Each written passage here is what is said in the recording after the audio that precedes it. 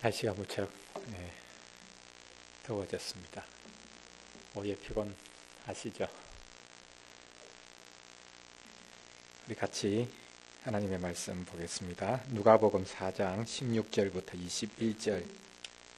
21절까지 말씀.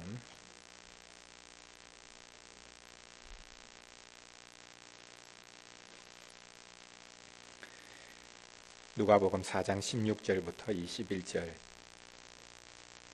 21절까지 말씀입니다. 우리 같이 한 목소리로 읽겠습니다. 누가복음 4장 16절부터 21절까지 말씀입니다. 우리 같이 읽겠습니다. 예수께서 그 자라나신 곳 나사렛에 이르사 안식일에 늘 하시던 대로 회당에 들어가사 성경을 읽으려고 서심해 선지자 이사야의 글을 들이거늘 책을 펴서 이렇게 기록한 데를 찾으시니 곧 주의 성령이 내게 임하셨으니 이는 가난한 자에게 복음을 전하게 하시려고 내게 기름을 부으시고 나를 보내사 포로된 자에게 자유를 눈먼 자에게 다시 보게 함을 전파하며 눌린 자를 자유롭게 하고 주의 은혜의 해를 전파하게 하려 하심이라 하였더라. 책을 덮어 그 맡은 자에게 주시고 앉으시니 회당에 있는 자들이 다 주목하여 보더라. 이에 예수께서 그들에게 말씀하시되 이 글이 오늘 너희 귀에 응하였느니라 하시니. 아멘.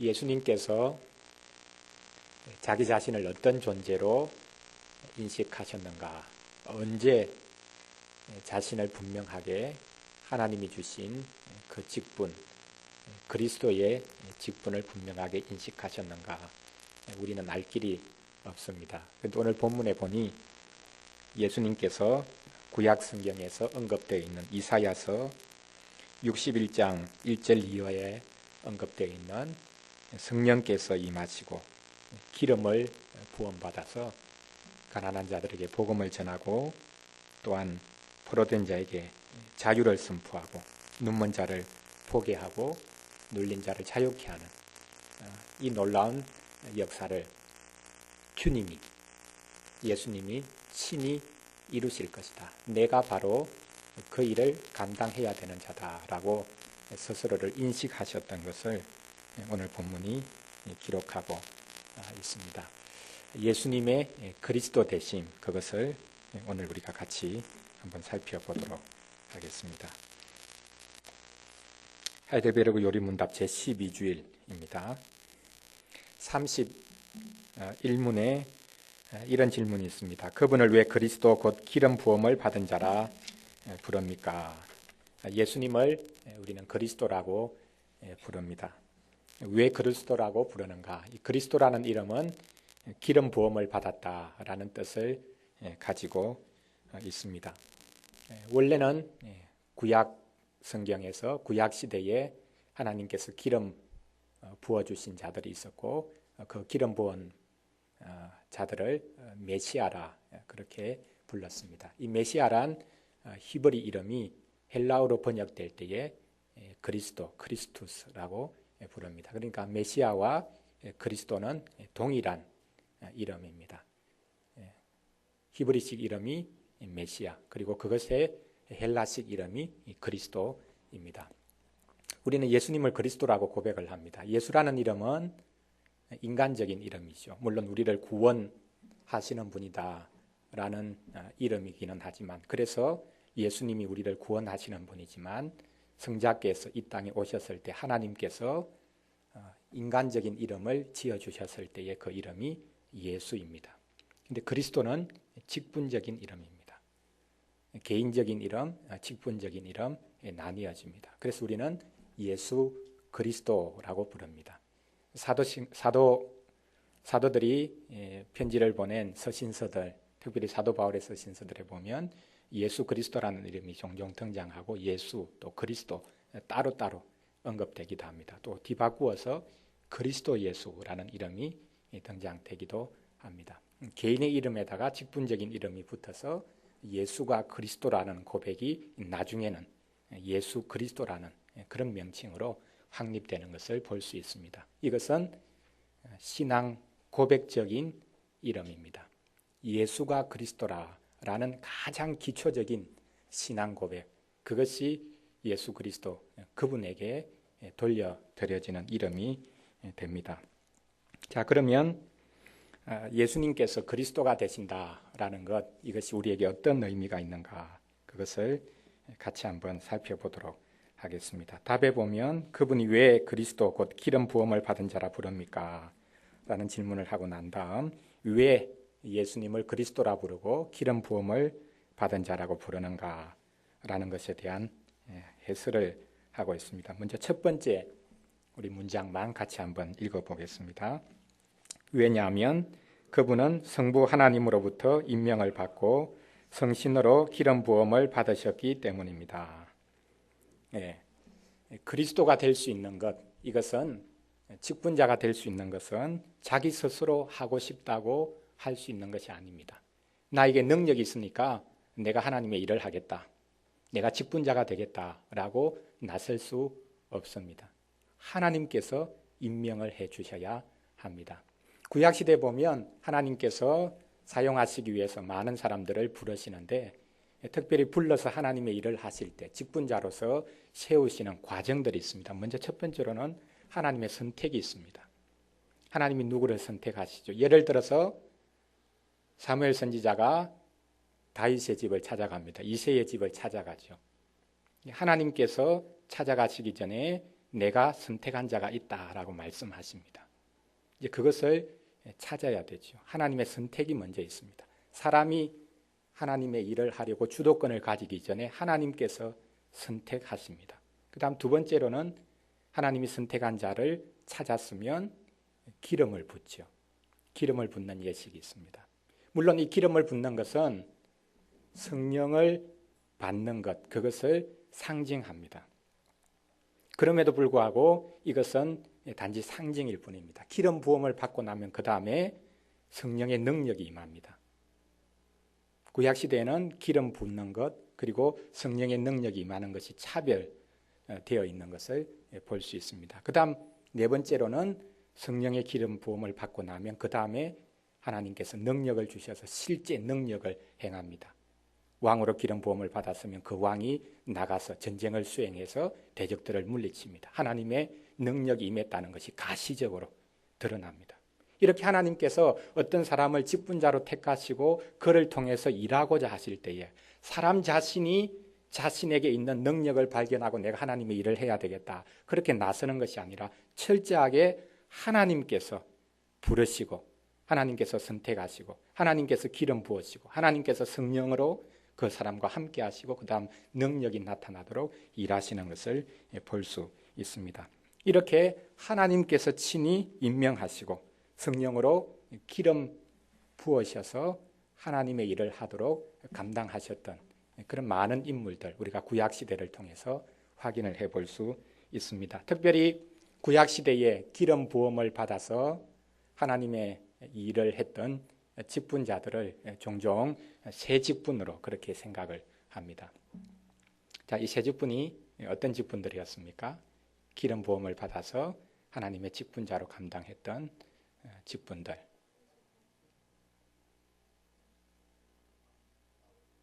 왕, 또 제사장, 선지자, 이 세 직분이 있죠. 그래서 그 해설에 보면 이제 예수님께서도 동일하게 직분자로서 왕의 직분, 선지자 직분, 제사장 직분을 감당하신다라는 것을 그 이하에 해설하고 있는 것을 볼 수 있습니다. 자, 하나님께서 사람을, 개인을 직분자로 임명하시고 성령으로 기름 부으셔서 하나님의 구원의 역사를 감당하도록, 그래서 하나님의 구원이 이 땅 가운데 분명하게 드러날 수 있도록 역사해 주셨다라는 것을 우리가 구약시대를 통해서 확인해 볼 수 있습니다.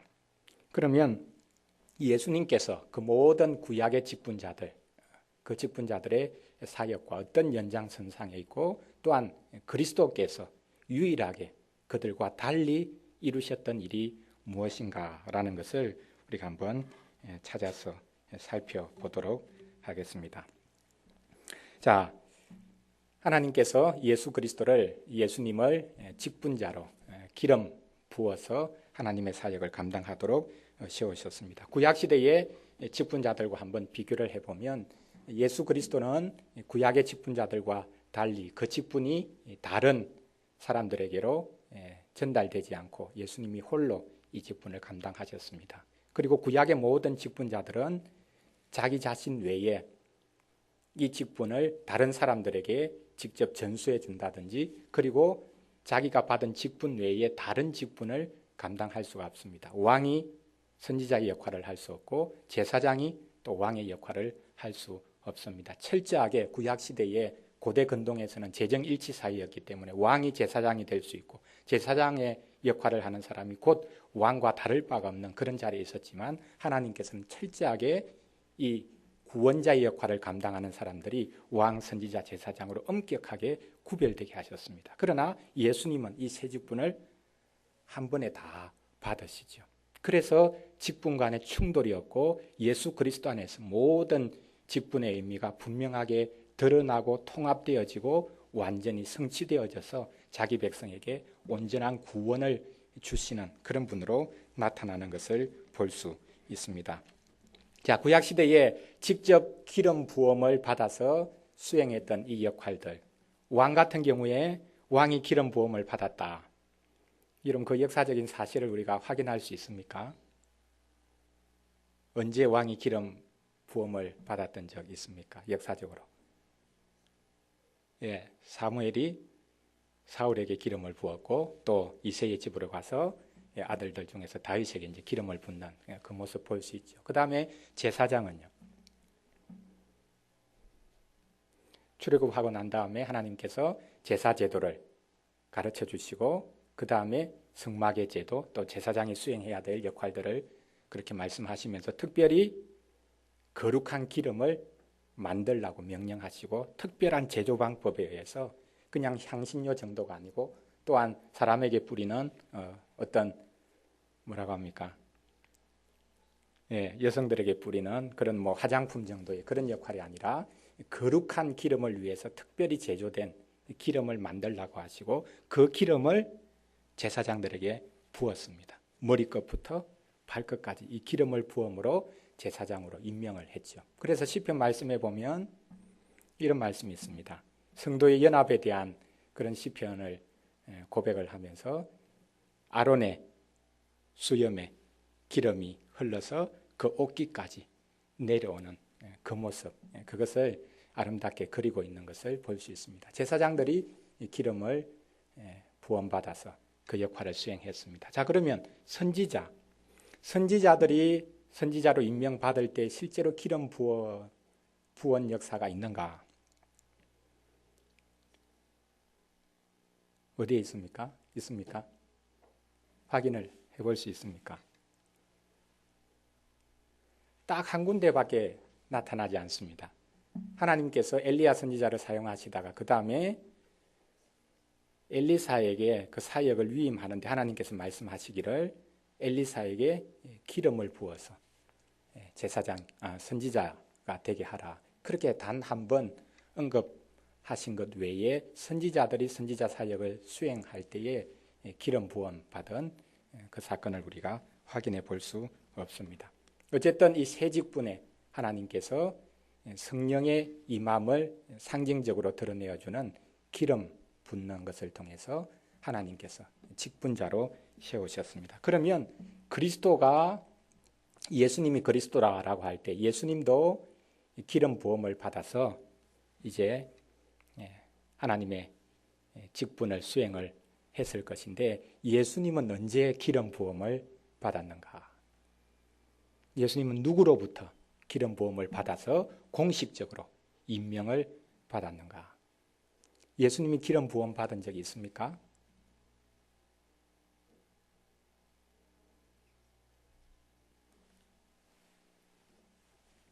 예수님이 스스로 내가 다윗의 후손이니까 나에게 기름을 부어라 그렇게 주장하신 적도 없고 또 예수님은 아론의 후손이 아니니까 대제사장으로서 기름 부음 받을 수 있는 육신적으로는 자격이 없는 것이죠.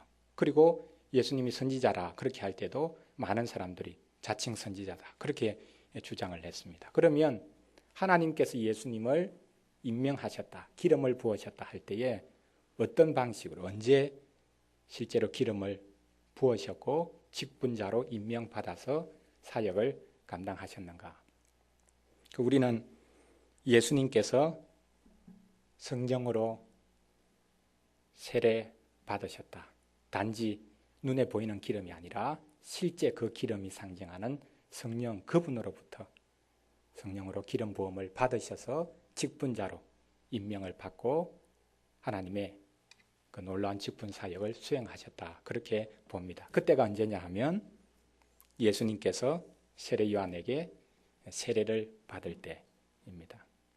예수님께서 세례 요한에게 세례를 받고 물에서 나왔을 때에 하늘에서 성령이 비둘기 같은 모양으로 예수님 머리 위에 내려오셨다라고 기록하고 있습니다. 그리고 하늘에서 음성이 들렸습니다. 성부 하나님의 음성이 들리기를 이는 내 사랑하는 아들이니 내가 저를 기뻐한다 라고 하나님께서 직접 음성을 들려주심으로 예수님을 임명하셨다는 사실, 그것을 선언하셨습니다. 자, 이렇게 예수님께서 태어나실 때부터 물론 성령으로 잉태되셔서 이 땅에 태어나셨고, 그래서 예수님께서는 오직 성령으로 이 땅 가운데서 모든 일들을 수행하셨지만 특별히 세례 받으시는 그 순간에 우리와 똑같은 죄인의 모습으로 세례 받으시는 그 순간이 아이러니하게도 하나님께서 직접 기름 부으시고 하나님께서 직접 임명하심으로 우리의 직분자로 선언되신 것을 볼 수 있습니다. 예수님이 세례 받으실 필요가 없지요. 성령으로 잉태되신 분이기 때문에 세례 요한의 세례를 받을 필요가 없습니다. 세례 요한의 세례가 어떤 세례였다고 했습니까? 제사함을 받게 하는 회개의 세례였습니다. 예수님이 죄가 없으신데 무엇 때문에 세례 요한에게 가서 굳이 세례를 받으려고 합니까? 세례 요한도 거부했지 않습니까? 제가 당신에게 세례를 받아야 되는데 어떻게 예수님이 저에게 와서 세례를 받는다고 하십니까? 할 수 없습니다.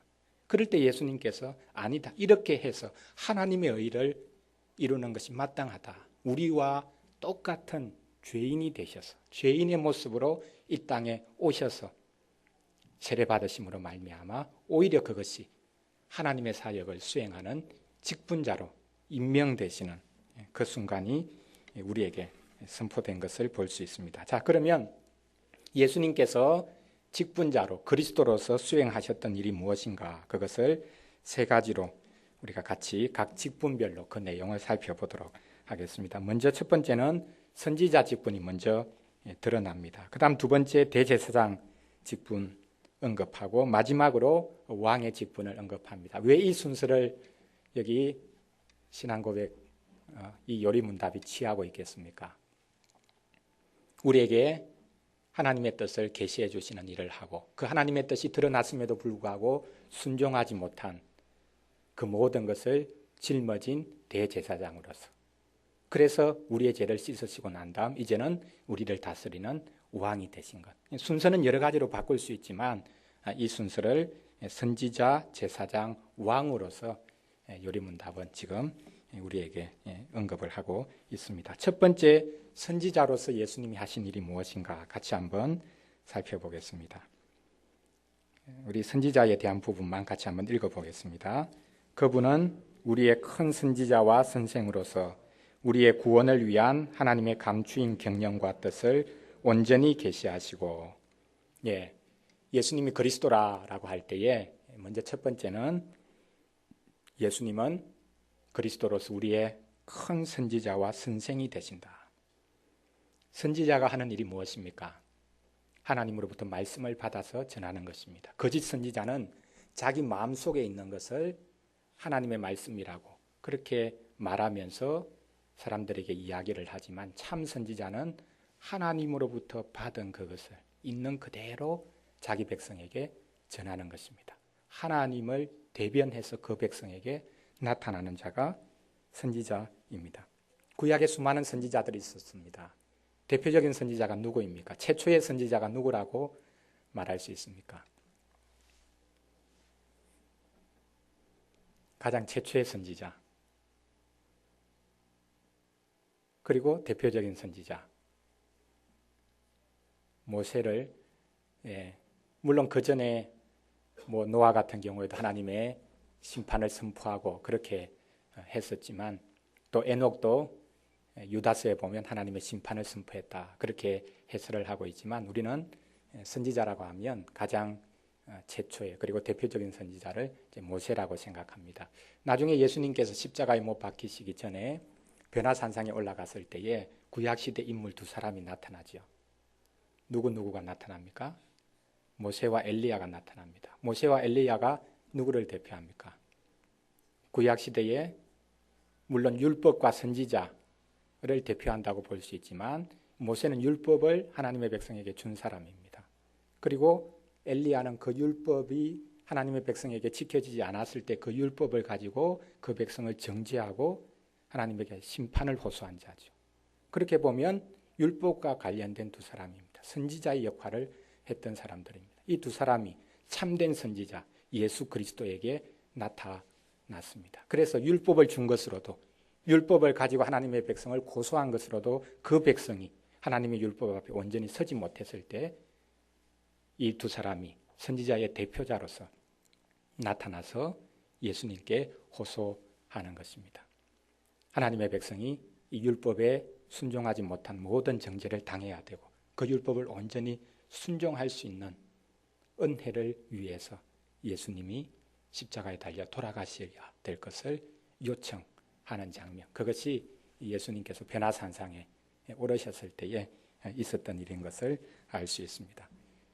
참 선지자로서 여기서는 설명을 하기를 큰 선지자와 선생이다 라고 표현을 합니다. 큰 선지자와 선생으로서 예수님이 이 땅에 사셨던 일이 무엇입니까? 우리의 구원을 위한 하나님의 감추인 경영과 뜻을 온전히 계시하신 것입니다. 이제는 더 이상 예수 그리스도 외에 하나님의 계시를 우리에게 전달해 줄 자가 없습니다. 예수님으로 말미암아 하나님이 온전히 우리 가운데 계시되어졌습니다. 감추어진 하나님의 경영과 뜻이 온전히 드러났습니다. 어떻게 드러났습니까? 십자가로 말미암아 드러났습니다. 십자가만이 하나님께서 자신을 나타내 보여주시는 예수 그리스도를 통해서 나타내 보여주신 유일한 계시입니다. 그래서 종교개혁을 했던 마틴 루터가 자신의 신학을 한마디로 요약하면 십자가의 신학이다 라고 말했습니다. 사람들은 나타내 보여주는 것, 자연 만물이나 이런저런 것들을 통해서 하나님이 어떤 분인지를 찾아서 추구하려고 하는데 우리가 아는 하나님은 오직 십자가를 통해서만 계시되어진 하나님이다. 십자가를 통해서만 우리는 하나님을 알 수 있다. 십자가를 통해서만 하나님이 우리에게 나타나신다라고 말했습니다. 그래서 자신의 신학을 십자가의 신학이라고 말을 했고 그 외에 다른 인간적인 방식으로 하나님을 찾아가려고 했던 모든 중세의 신학, 그 노력들을 영광의 신학이라고 표현을 했습니다. 하나님의 감추어진 경영과 뜻, 그것을 우리가 어떻게 알 수 있는가? 하나님께서는 예수님을 통해서 십자가를 통해서만 하나님의 모든 뜻, 구원의 계획을 나타내 보여주셨습니다. 그것이 우리에게 예수 그리스도가 큰 선지자와 선생이 되신다라는 의미입니다. 그런데 이 땅에서 예수님이 큰 선지자와 선생이 되셨고 지금도 여전히 하나님 보좌 우편에서 우리의 선지자로 또 우리의 선생으로 계십니다. 지금은 어떻게 하나님의 뜻을 우리에게 나타내 보여주십니까? 어떤 방편으로 하나님 그분의 뜻을 나타내 보여주십니까? 하나님께서 말씀을 통해서 우리에게 나타내 보여주십니다. 꿈이나 신비한 그런 체험이 아니라 지금은 공적으로 선포되는 말씀을 통해서 하나님의 그 비밀스러운 경영과 뜻을 지금도 지속해서 나타내 보여주십니다. 그래서 우리는 하나님 앞에 예배드리고 공적으로 하나님이 선포하시는 그 말씀 앞에 겸손히 엎드리는 것입니다. 그 다음 두 번째, 예수님께서 대제사장이 되신다라고 고백을 하는데 그 고백에서 중요한 것은 예수님이 여러 제사장이 아니라 유일한 대제사장이 되신다라는 고백입니다. 자, 우리 두 번째 그리스도의 직분, 대제사장의 직분 같이 한번 읽어보겠습니다. 우리의 유일한 대제사장으로서 그의 몸을 단번에 제물로 드려 우리를 구속하셨고 성부 앞에서 우리를 위해 항상 간구하시며, 우리의 유일한 대제사장이 되셔서 주님의 몸을 단번에 제물로 드리셨다. 구약시대는 동물들이 수없이 죽어 나갔습니다. 그리고 아론뿐만 아니라 그의 자손들이 계속해서 제사장의 죽음으로 말미암아 새로운 제사장이 일어나야 했습니다. 그런데 예수님은 스스로 대제사장이 되셨고 다른 사람에게 직분을 물려주지 않는 영원한 대제사장이 되셨고, 또한 예수님은 주님 자신이 친히 제물이 되어 주셨습니다. 그래서 단번에 한 번에 자기 자신을 하나님 앞에 드려서 우리를 구속하셨다. 또 다른 제사가 필요 없고 또 다른 대제사장이 필요 없는 단번에 드린 제사, 수많은 제사의 종류가 있었고 수많은 제사장들이 있었고, 그래서 그들의 사역이 온전치 못했지만 하나님께서는 예수 그리스도를 우리의 유일한 대제사장이 되게 하셔서 자신의 희생으로 말미암아 십자가로 말미암아 온전히 제물로 드리도록 만드셨다. 그래서 우리의 구속이 온전히 이루어졌다고 고백하고 있습니다. 그런데 이 땅에서 예수 그리스도께서 대제사장 사역을 수행하신 것뿐만 아니라 지금도 하나님 보좌 우편에서 예수 그리스도가 대제사장으로서 일하고 계신다라는 것을 요리문답이 해설하고 있습니다. 그 내용이 무엇입니까? 성부 앞에서 우리를 위해서 항상 간구하신다라는 것입니다. 성부 앞에서 우리를 위해서 항상 간구하신다. 무엇을 간구하겠습니까? 지금 예수님이 하나님 보좌 우편에서 간구하는 내용은 어떤 것이겠습니까? 예수님께서 요한복음에서 대제사장 기도를 드리시는데, 하나님께서 내게 준 자들을 나는 하나도 잃지 않을 것이다. 그렇게 예수님께서 말씀을 하셨는데, 바로 이것이 예수님이 간구하는 간구의 주된 내용이지 않는가라는 생각을 하게 됩니다. 하나님께서 그리스도께 주신 자들을 하나도 잃지 않으려는 목자의 기도, 그것을 지금도 꾸준히 지속적으로 예수 그리스도께서 하신다. 자신의 몸을 단번에 들여서 우리를 구속하셨을 뿐만 아니라 구속받은 우리를 지속적으로 하나님의 백성으로 계속 유지시키시고 마지막 날 구원이 완성될 그때까지 우리를 지키시기 위해서 하나님 보좌 우편에서 대제사장으로 지금도 중보하고 계신다. 그리스도의 사역은 지금도 여전히 계속되고 있다는 것입니다. 마지막 세 번째, 우리의 왕으로서 그리스도께서 수행하신 일이 어떤 것인가. 마지막 내용 우리 같이 한번 읽겠습니다. 또한 우리의 영원한 왕으로서 그의 말씀과 성신으로 우리를 다스리시고 우리를 위해 획득하신 구원을 누리도록 우리를 보호하고 보존하십니다. 예수님은 우리의 영원한 왕이 되십니다. 구약시대에 하나님께서 다윗을 왕으로 삼으시고 다윗과 더불어 언약을 맺으시고, 그 언약의 내용이 뭐냐 하면 영원한 왕권의 언약을 맺었습니다.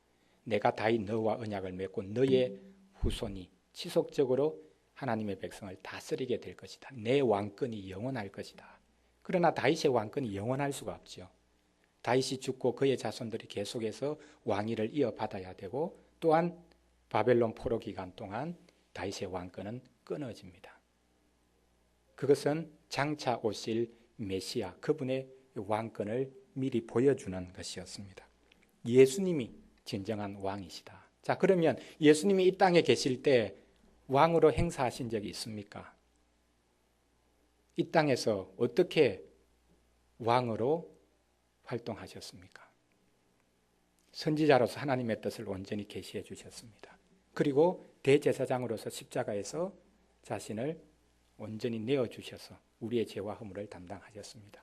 그럼 이 땅에서는 예수님이 왕으로서는 어떤 일을 하셨습니까? 우리가 생각하는 왕은 아니죠. 이스라엘 백성들이 당시에 메시아를 간절히 기대했는데 로마 압제 속에서 그들이 기대했던 메시아는 여러 방식의 메시아일 수 있는데 가장 강력한 메시아 개념은 왕 메시아였습니다. 다윗처럼 모든 이방 나라를 쳐서 무찌르는 왕으로서의 메시아. 묵시적인 어떤 메시아 개념도 있었지만 가장 강력한 것은 당시에 로마의 지배를 받고 있었기 때문에 자신들을 대신해서 전쟁을 수행해 줄 모든 대적들을 무력으로 제압해 줄 왕 메시아를 기대했습니다. 그런데 예수님은 왕 메시아가 아니었습니다. 그분의 다스림은 영적인 것이었습니다. 그래서 병자를 고칠 때도 단지 병을 고쳐주시는 것이 아니라 이것이 곧 죄를 없애주는 것이라고 예수님이 말씀하십니다. 영적인 다스림입니다. 겸손한 왕으로서 오히려 하나님의 뜻에 철저히 순종하시는 왕으로서 스스로 지배하고 군림하는 왕이 아니라 온전히 하나님의 뜻에 자신을 굴복시키시는 그런 왕으로서 이 땅 가운데서 메시아직을 수행하셨습니다. 그러나 그분은 3일 만에 부활하심으로 또한 승천하심으로 이제는 온 우주의 왕으로 등극하셨습니다. 그래서 예수님께서 마지막으로 제자들에게 말씀하신 것이 하나님께서 하늘과 땅의 모든 권세를 이제 나에게 주셨다. 부활로 말미암아 예수님이 하늘과 땅의 모든 권세를 얻으신 왕으로 등극하셨다라는 사실을 선언하십니다. 그래서 지금도 왕으로 다스리고 계시는데 어떤 방식으로 다스리시는가? 여기 해설에 보면 그의 말씀과 성신으로 우리를 다스리신다. 주님의 다스리심은 말씀으로 다스리시는 것입니다. 그리고 성령으로 우리를 다스리는 것입니다. 더 나아가서 우리를 위해서 획득하신 구원을 누리도록 우리를 보호하고 보존하십니다. 모든 악한 세력으로부터 적으로부터 우리를 보호하시는 그 일을 우리의 구원이 유지되도록 우리의 구원이 온전히 성취되도록 지금도 그리스도께서 왕으로서 우리 가운데 일하고 계신다라는 것을 고백하고 있습니다. 자, 우리의 기본적인 신앙의 고백은 예수님은 그리스도다라는 이 고백 속에 녹아 있습니다. 사도들이 복음을 전하기 시작하면서 그들이 어떤 것을 전하기 시작했느냐 하면 사도행전 5장 42절 말씀에 보면 예수는 그리스도라고 가르치기와 전도하기를 그치지 아니했다라는 표현이 있습니다. 사도들이 전한 내용이 뭐냐? 그 핵심이 뭐냐? 예수, 이 땅에 인간으로 실제로 이 땅을 사셨던 어떤 한 인물, 예수라는 이름을 가진 그분이 그리스도다. 이것이 사도들이 전한 복음의 핵심입니다. 그리고 이것이 우리가 여전히 고백하고 있는 고백입니다. 예수님은 그리스도입니다. 예수님은 하나님으로부터 임명받아서 직분적인 사역을 감당하심으로 구약시대에 하나님께서 미리 조금씩 보여주셨던 왕, 선지자, 제사장의 직분을 한 몸으로 통합하셔서 그 모든 역할을 온전히 감당하심으로 우리에게 참된 구원을 주신 분입니다. 이것이 우리가 예수님에 대해서 고백하는 내용입니다. 예수가 그리스도다. 근데 요한 1서에 보면 적 그리스도에 관한 이야기를 하고 있는데 당시에 일어난 적 그리스도는 어떤 사람들이냐 하면 예수와 그리스도를 나누는 사람들이었습니다. 인간 예수는 인간 예수고 그리스도는 따로 있다는 것입니다. 예수가 그리스도다. 예수님만이 참 그리스도시다. 라는 이 고백, 이것이 우리 기독교의 출발이요, 이것이 우리 주님이 오시는 그날까지 교회가 고백해야 되는 내용입니다. 예수님만이 하나님으로부터 임명받아서 우리를 온전히 하나님의 구원의 자리로 이끄시는 분이었다. 직분자로, 사사로운 구원이 아니라 공식적으로 하나님께서 임명하셔서 그를 통해서 온전한 구원을 이루어 주셨다. 구원을 선포하신 분일 뿐만 아니라 우리의 허물을 친히 담당하심으로 우리를 하나님께로 이끌어 주신 분이었다. 어떤 구약의 직분자와도 달리 하나님의 뜻을, 하나님의 구원을 우리 가운데 명확하게 그리고 온전히 이루어 주셨다. 이 고백을 우리는 지금도 하고 있습니다. 예수가 그리스도다라는 고백, 이 단순한 고백이 교회의 기초요, 우리의 생명인 것을 우리가 계속적으로 믿고 고백해 가야 되겠습니다. 기도하겠습니다.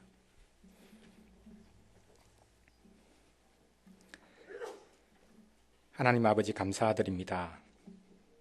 인류의 타락 이후에 하나님께서 구원자를 보내주겠다고 약속하셨고 그 구원자는 사사로운 자신의 능력으로 행하는 것이 아니라 오직 하나님의 임명을 받아 성령으로 기름 부음 받음으로 하나님의 구원을 온전히 성취할 뿐임을 이런저런 방식으로 보여주시다가 이 모든 날 마지막에 우리 주 예수 그리스도를 보내어 주심으로 이 일을 이루신 것을 감사드립니다.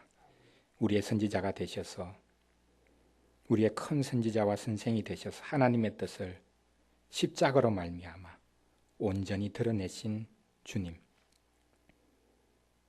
우리의 모든 허물과 죄를 온전히 담당하셔서 단번에 자신을 제물로 드림으로 우리의 유일한 대제사장이 되신 주님,